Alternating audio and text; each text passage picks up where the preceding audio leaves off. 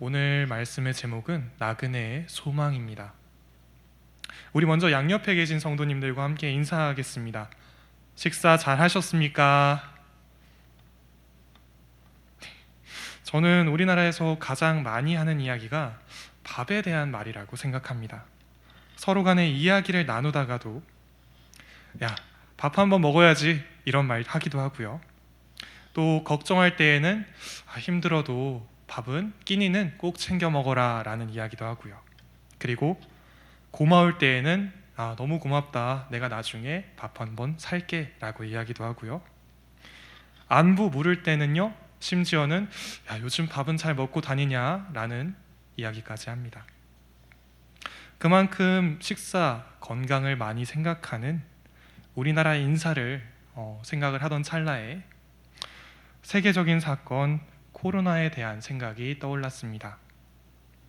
2020년 10월 19일부터 11월 5일에 걸쳐 소상공인 연합회에서 소상공인 1,018명을 대상으로 코로나19 관련 영향 실태 조사를 발표했는데요.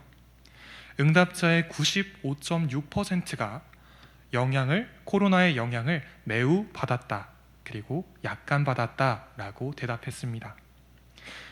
올해 코로나로 피해를 받거나 피해를 예상하는 소상공인은 63.7%로 조사되었고요. 작년보다 매출이 줄었다는 응답은 70.8%였으며 코로나 시기 이전으로 다시 매출을 회복하는 데 걸리는 시간은 대체적으로 1년에서 2년 미만을 예상했습니다. 여러분 식사 잘 하셨습니까? 아니, 여러분 안녕하십니까? 코로나라는 거대한 그림자가 우리를 들이우고 있는 오늘날, 여러분의 상황은, 여러분의 신앙은 어디에 있는지 우리 한번 생각해 보면 좋겠습니다. 한치 앞을 내다볼 수 없는 현재와 비슷한 모습이 바로 우리가 읽은 베드로전서 1장에 나타나 있습니다. 베드로전서는 혈기왕성했던 어부이자 예수 그리스도께서 살아계신 하나님의 아들이라고 당당하게 말했던 사도 베드로의 위로와 격려의 서신입니다. 그는 베드로전서에서 로마로부터 박해당하던 소아시아 5지방에 있는 오늘 말씀처럼 본도, 갈라디아, 갑바도기아, 아시아와 비두니아에 흩어진 그리스도인들을 향하여, 그리고 더 나아가 그리스도의 이름으로 어려움을 겪고 있는 모든 신자들을 위로하고 격려하기 위해서 베드로전서를 저술했습니다. 그렇다면 왜 이 신자들은 로마로부터 박해를 당해야 했을까요? 당시 네로 황제의 통치 아래 있던 로마는 그의 독재와 억압 속에 있었습니다. 그리고 네로 황제의 그 독재 통치 아래 기독교는 종교적으로 충분한 걸림돌이었을 것입니다.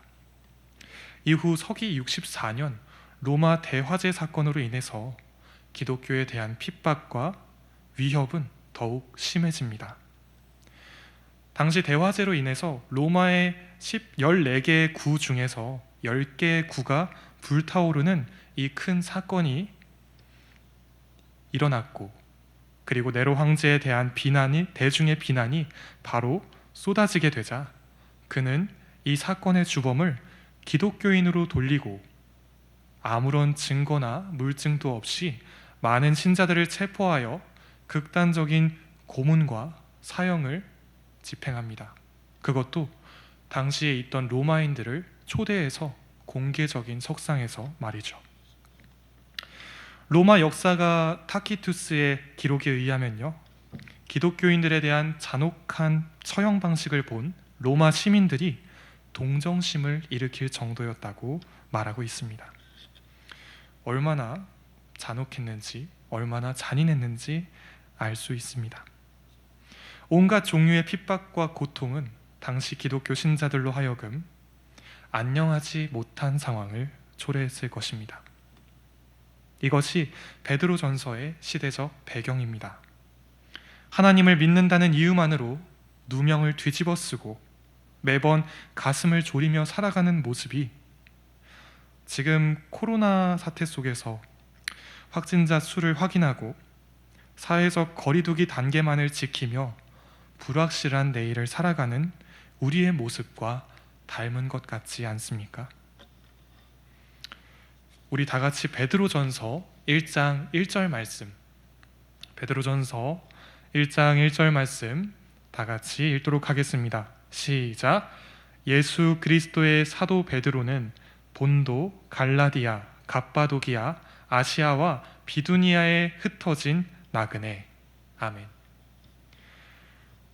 오늘 우리가 나눌 말씀은 크게 두 가지를 이야기하고 있습니다.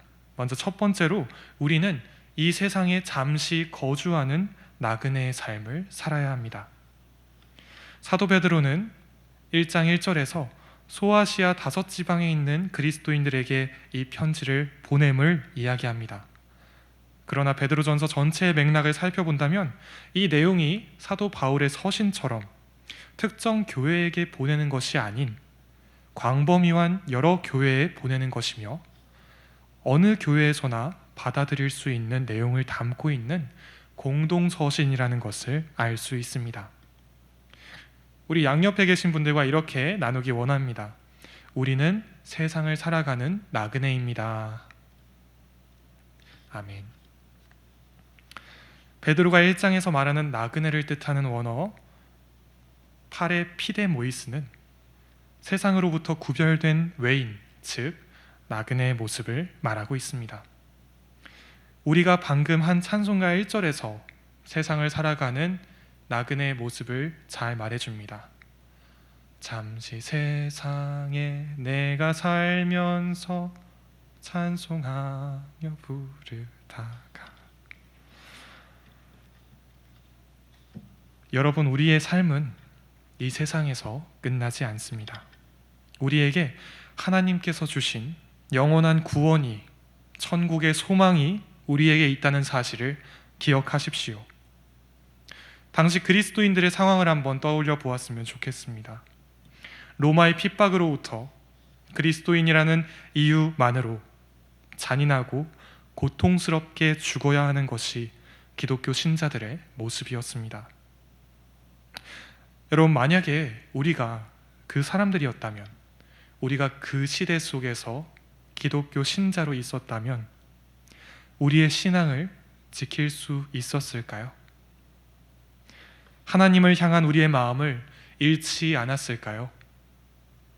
당시에 이런 위협으로 인해서 신앙이 약화되고 무너지고 심지어는 배교의 유혹에 넘어간 사람들이 없었을까요? 분명히 있었을 거예요. 하지만 여러분, 정말 중요한 문제는 지금부터입니다. 이 나그네의 삶을 살지 못한, 신앙적으로 무너져 그 상태에서 자신의 하나님을 놓아버린 이 시대에 있었던 신자들의 모습이 아닙니다. 정말 중요한 문제는요, 지금 이 신자들의 모습을 보면서 내가 저 상황에서 신앙을 지킬 수 있을까라고 고민하는 우리의 모습이 정말 진정한 문제라고 말할 수 있습니다. 신앙적으로 무너져 내린 삶 속에서 하나님과 거리를 두며 살아가는 모습. 하나님, 저의 마음을 붙잡아 주세요. 하나님, 하나님의 곁을 코로나 사태에 빼앗기지 않게 해주세요 라고 기도는 하고 있지만 하나님께 가까이 가는 것이 생각보다 너무 귀찮고 그것이 당연해진 우리의 모습이 정말 큰 문제입니다. 우리의 삶이 세상과 구별되어 살아가는 나그네의 삶인지, 하나님과 거리를 두며 살아가는 이기적인 삶인지 마음속으로 솔직하게 말해 보십시오. 이것이 우리의 한계이고 이것이 우리의 악한 죄성입니다. 사도 베드로는 예수 그리스도의 십자가 사건, 그 숨막히는 현장 속에서 3번이나 주님을 부인한 사람이었습니다. 스스로의 밑바닥이 얼마나 약하고 횡한지 누구보다 잘 알고 있었기에 그 역시 소아시아 성도들 중에서 그 핍박과 무게를 견디지 못하고 신앙을 놓아버리는 성도들이 있었을 것이라고 충분히 생각했을 것입니다. 그렇기에 그는 박해받는 성도들이 소망과 위로를 받아 신앙을 꿋꿋이 붙잡도록 독려하기 위해서 베드로전서를 저술했습니다. 여러분, 우리가 사는 세상이 아무리 어렵고 힘들고 정말 악할지라도 우리에게는 이 세상이 전부가 아님을 믿으십니까? 아멘. 그 생각을 놓지 마십시오. 우리는 이 세상에 잠시 살다가는 나그네의 삶을 살아야 합니다. 우리가 왜 나그네의 삶을 살아갑니까? 우리가 세상과 벗하지 않고 하나님만 바라보며 살아가는 이유가 무엇인지 베드로전서 1장 2절 말씀에서 잘 이야기해주고 있습니다. 우리 다 같이 베드로전서 1장 2절 말씀, 베드로전서 1장 2절 말씀 다 같이 읽도록 하겠습니다. 시작. 곧 하나님 아버지의 미리 아심을 따라 성령이 거룩하게 하심으로 순종함과 예수 그리스도의 피 뿌림을 얻기 위하여 택하심을 받은 자들에게 편지하노니 은혜와 평강이 너희에게 더욱 많을지어다. 아멘. 두 번째입니다. 우리는 예수 그리스도의 보혈로 택함 받은 백성의 삶을 살아야 합니다. 택하심을 받은 자들은 원어로 호이 에클렉토이라고 나와 있는데요. 이것은 신약 성경에서 그리스도인들을 집합적으로 말할 때 사용하는 단어이고요. 그리고 베드로는 이 용어를 온 그리스도인들을 가리키는 용법으로 이용하고 있습니다. 여러분, 우리가 하나님으로부터 구별된 택함받은 백성이라는 사실을 믿으십니까? 아멘. 베드로는 우리에게 베드로전서 1장 1절과 2절 말씀을 통해서 이렇게 말합니다. 성도의 정의에 대해서 이야기하고 있습니다. 흩어진 나그네이자 택하심을 입은 자들. 여러분, 이것이 성도의 삶입니다. 택하심을 입은 자들의 필연적인 결과가 무엇입니까? 다른 곳으로부터의 구별됨이죠. 여러분, 만약에 무언가를 선택해야 한다면 우리는 다른 한 가지를, 그 반대의 것을 놓아야 합니다. 그것이 우리의 인생 속 선택의 갈림길이고 우리 인생의 선택 속 망설여지는 부분이죠.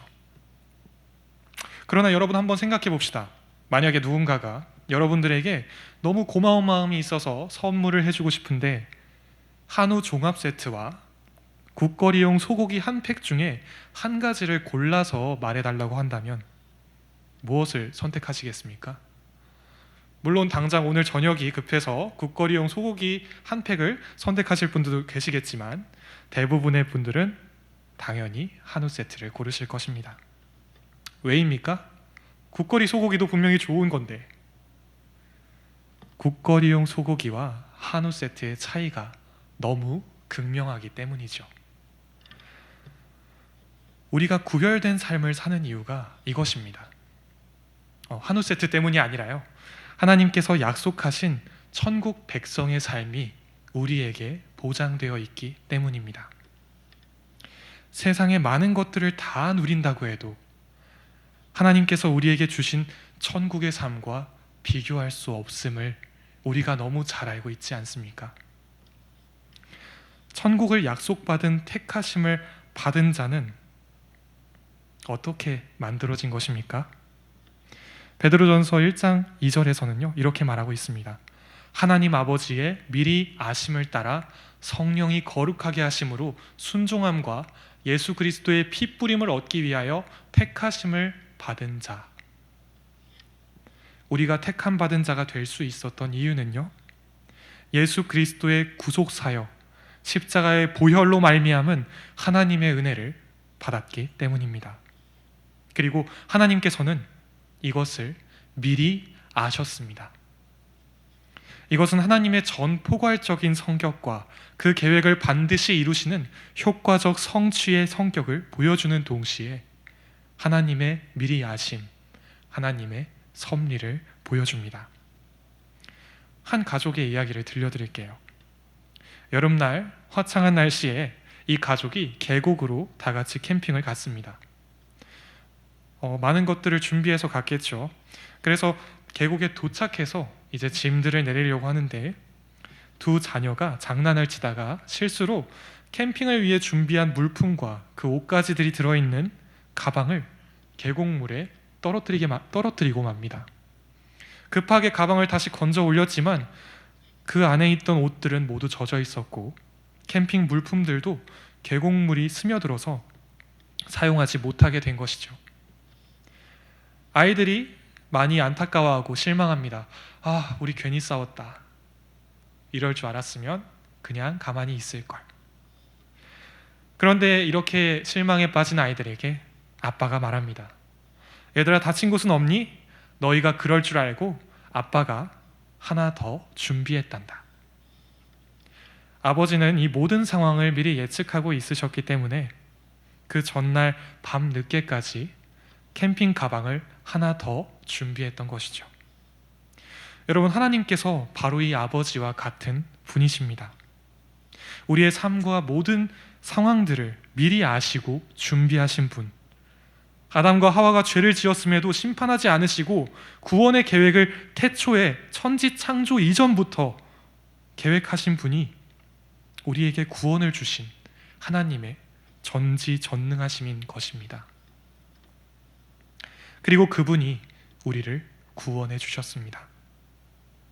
우리를 선택해 주셨습니다. 왜일까요? 하나님도 남는 게 있어야 선택해 주실 수 있지 않습니까? 아닙니다. 그 이유는 너무나도 놀랍고 너무나도 간단하고 너무나도 위대합니다. 바로 사랑하기 때문이죠. 여러분, 우리가 코로나 사태 속에서 무너지고 넘어지고 우리의 밑바닥을 보이면서 하나님과 사회적 거리두기 하려고 핑계대면서 안간힘을 쓰는 그 순간 속에서도요, 하나님께서는 우리를 사랑하십니다. 그리고 우리와 함께 하시기를 간절히 원하십니다. 하나님의 택하심, 그분의 주권적인 은혜는 아무도 방해할 수 없고요, 아무도 회방할 수 없습니다.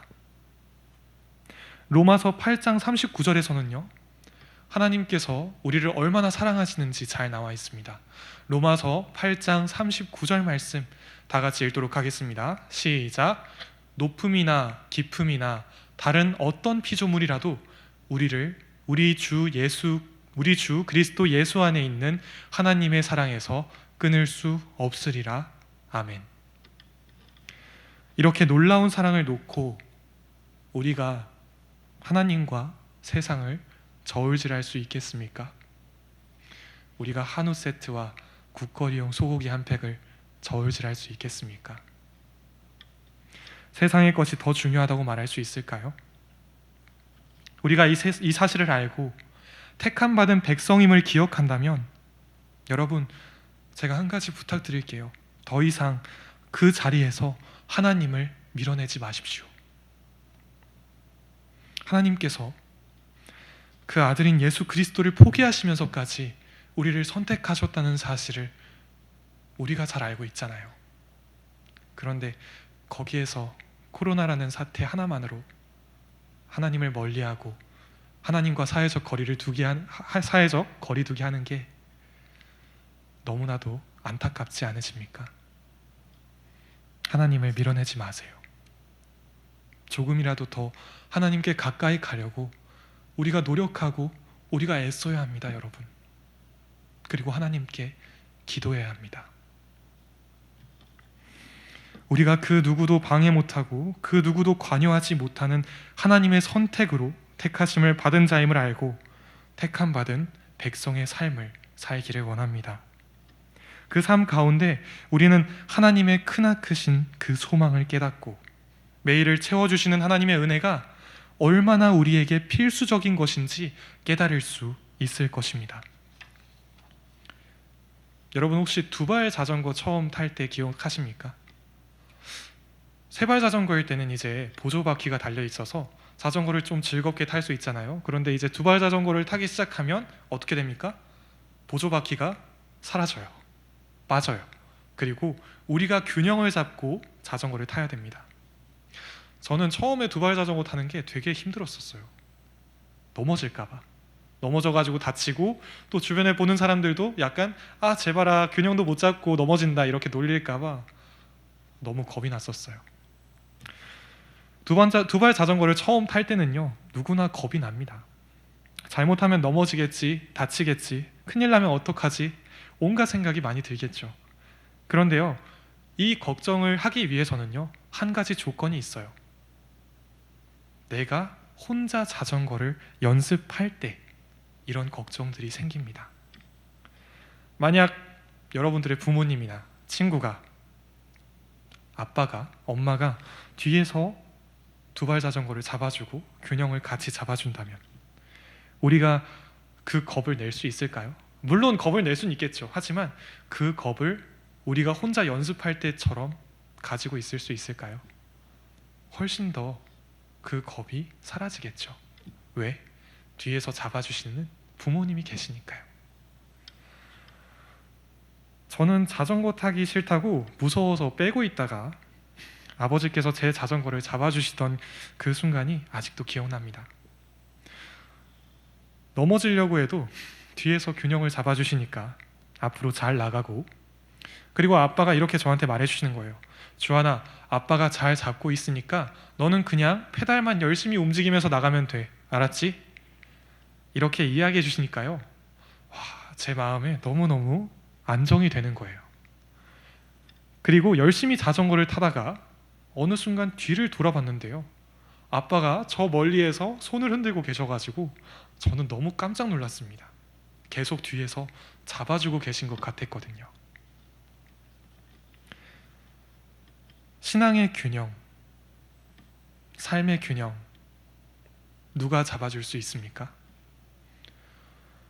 나약하고 불완전하고 죄성으로 가득한 우리가 그 균형을 잡을 수 있습니까? 그것이 아니라면 이 세상에 나오는 것들이, 이 세상에서 우리가 얻을 수 있는 것들이, 누릴 수 있는 것들이 우리의 균형을 잡아줄 수 있습니까? 그것도 아니라면 우리를 영원 전부터 계획하시고 예수 그리스도의 피값으로 구원해 주시고 우리의 있는 모습 그대로를 사랑해 주시는 하나님께서 우리의 균형을 잡아주실 수 있지 않겠습니까? 말씀을 정리하겠습니다. 우리는 오늘 베드로전서 1장 1절부터 2절 말씀에서 사도 베드로가 소아시아 5지방의 그리스도인들과 세상 각 지역에 있는 성도들을 향하여 세상의 나그네이자 택함받은 백성의 삶을 독려하는 위로의 메시지를 보았습니다. 우리는 세상으로부터 구별된 나그네의 삶과 하나님의 택함받은 백성의 삶을 살아가며 하나님께 우리의 삶과 신앙의 균형을, 우리의 모든 것을 맡겨야 합니다. 우리는 하나님의 구원 계획을 되새기며 위로를 받고 하나님 중심적인 삶을 사는 그리스도인으로 변화될 수 있습니다.